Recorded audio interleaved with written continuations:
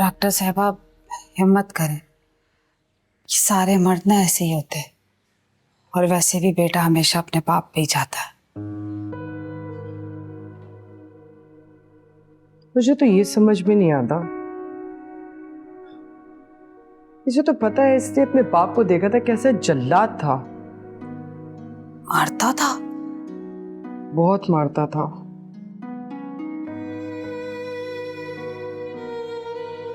मारते वक्त ये भी नहीं सोचता था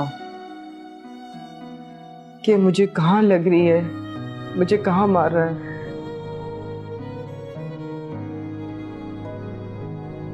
बस मारता रहता था। फैसल बाबा का तो हमेशा आपके साथ रवैया अच्छा रहा है, फिर क्यों बदल गए वो? बच्चे कभी नहीं समझते कि माँ भी इंसान होती है, उसके भी जज्बात वैसे ही होते हैं जैसे बाप के। बाप ने तो दूसरी शादी कर ली, लेकिन माँ सिर्फ अकेली रहती है, इसीलिए बाप के साथ दूसरी औरत तो बर्दाश्त कर लेते हैं, लेकिन माँ के साथ दूसरा मर्द नहीं बर्दाश्त करते। दिल छोटा ना कर, अल्लाह सब अच्छा करेगा। राहत की वजह से मुझसे बहुत लड़ा है। सुना मैं, मुझे तो बिल्कुल भी पता नहीं था कि ऐसा कुछ हो जाएगा। हम तो कशों को ढूंढने की कोशिश कर रहे थे। मत करें कोशिश डॉक्टर साहब, और नहीं मिलेगी अब। अगर उसे मिलना होता ना तो इतने सालों से कोई कोई एक सुराग तो मिलता ना हमें। हिम्मत कैसे हार सकती है तुम? अल्लाह की जात पे यकीन रखो। सच पूछे तो सिर्फ अल्लाह की जात पे यकीन है। मेरी बच्ची जहां भी होगी ना, खैरियत से होगी। पर असल परेशानी वो ये है कि उस बच्ची का और राहत बाजी का क्या होगा। सब लोग मुझे ही लान तान कर रहे हैं, लेकिन मुझे ये समझ में नहीं आ रहा कि ये सब किया किसने है। ये ऐसा है कौन जो हम पे नजर रखे हुए?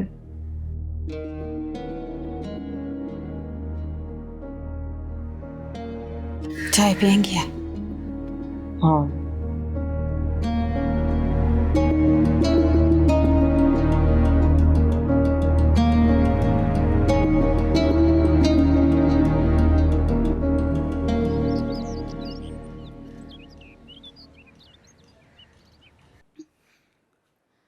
ये लोग रेसा की ताकत को जानते नहीं अभी। इससे मम्मी मैं बिल्कुल नहीं सोच रहा था कि आप ऐसा कुछ करेंगी। मैं देखना चाहती थी, और अभी तो सिर्फ उस लड़की और राहत को सबक सिखाया। जीनत और उसके बाप का दिमाग दुरुस्त करना तो भी बाकी है। ये आइडिया राहत का था? हाँ, क्योंकि मैं देखना चाहती थी कि ये लोग कहां तक जा सकते हैं। अब तुम देखना कि मैं मजीद क्या कर सकती हूँ। लेकिन बड़े ध्यान से मम्मी, कहीं आप किसी मुसीबत में ना फंस जाइएगा। मैं मिनिस्टर की बीवी हूँ, मेरी पहुंच उनकी सोच से भी बहुत आगे है। बात सोच की नहीं, पावर और पैसे की है। और आजकल जिसके पास पैसा है वो अपने बाप का भी बाप है। पैसे से सब कुछ खरीदा जा सकता है, और मैं सब खरीदना जानती हूं।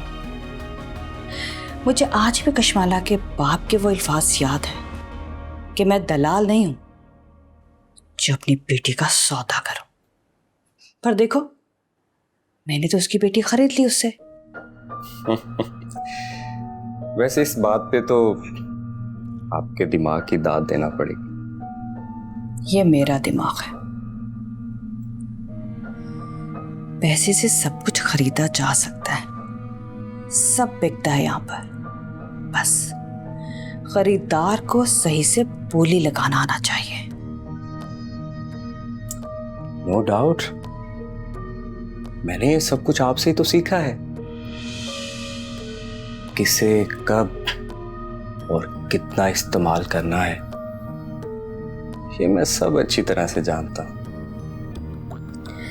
एनीवेज, तुम अपने काम पर फोकस करो, क्योंकि मैं नहीं चाहती कि ये जायदाद उस कश्माला के हाथ लगे। यू डोंट वरी, ऐसा ही हो। तुम अपने काम पे फोकस करो, मैं तुम्हें सक्सेसफुल देखना चाहती हूँ। मैं अपने सौतेले भाई से वो सब कुछ छीन लूंगा जो डैड ने मुझसे छीना था। हुकूमत में रहकर हुकूमत के खिलाफ ऐलान जंग नहीं करते, इसे गद्दारी कहते हैं। लेकिन हाँ, घर का भेदी ही लंका ढाता है, ये भी तो हिस्ट्री है। रहने दे मम्मी, मैं एक नई हिस्ट्री क्रिएट करूंगा। हुकूमत में रहते हुए हुकूमत के खिलाफ बगावत करूंगा, बगावत। और डैड को ऐसा नुकसान पहुंचाऊंगा कि वो अपने घुटनों पर आ जाएंगे। तुम अपने डैड के खिलाफ जाओगे? तुम्हारा दिमाग तो ठीक है? तो और क्या करूं, बताएं?